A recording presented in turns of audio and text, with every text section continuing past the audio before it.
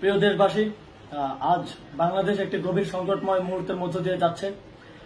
এখন পর্যন্ত আমাদের প্রাপ্ত খবর অনুযায়ী আওয়ামী লীগ, ছাত্রলীগ, যুবলীগের সন্ত্রাসীরা গুলি করে কুপিয়ে প্রায় 30-এর অধিক শিক্ষার ছাত্র জনতাকে হত্যা করেছে এবং দিন শেষ হতে হতে এই সংখ্যাটা কোথায় গিয়ে দাঁড়ায় আমরা জানি না। এরই প্রেক্ষিতে আমরা একটি সিদ্ধান্ত নিয়েছি। আমাদের একটি জরুরি সিদ্ধান্ত মোতাবেক আমাদের যে 6 তারিখের যে লং মার্চ টু ঢাকা কর্মসূচি ছিল সেটিকে আমরা একদিন এগিয়ে নিয়ে এসেছি।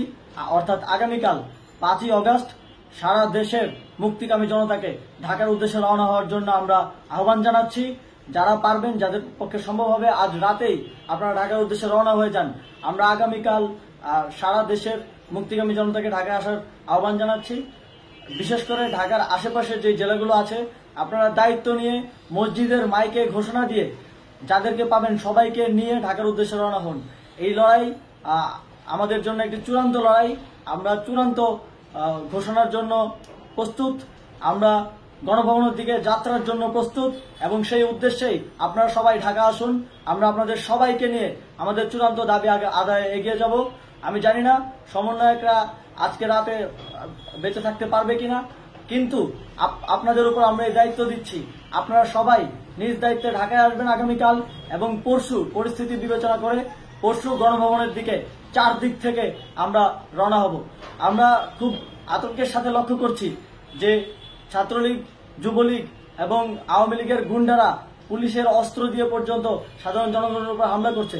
কিন্তু একটি সুখের খবর হচ্ছে, সারা দেশের বিভিন্ন স্থানে সেনাবাহিনী ছাত্র জনতার পক্ষে দাঁড়িয়েছে।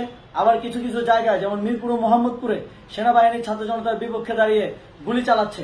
আমরা সেনাবাহিনীর প্রতি আহ্বান জানাতে চাই, আপনারা এদেশের নাগরিক এবং আপনারা এদেশের নিরাপত্তার দায়িত্বে আছেন, এদেশের জনগণের যানবাহনের নিরাপত্তার দায়িত্বে আছেন। আপনারা দেশের পক্ষে এবং দেশের জনগণের জন্য কাজ করবেন।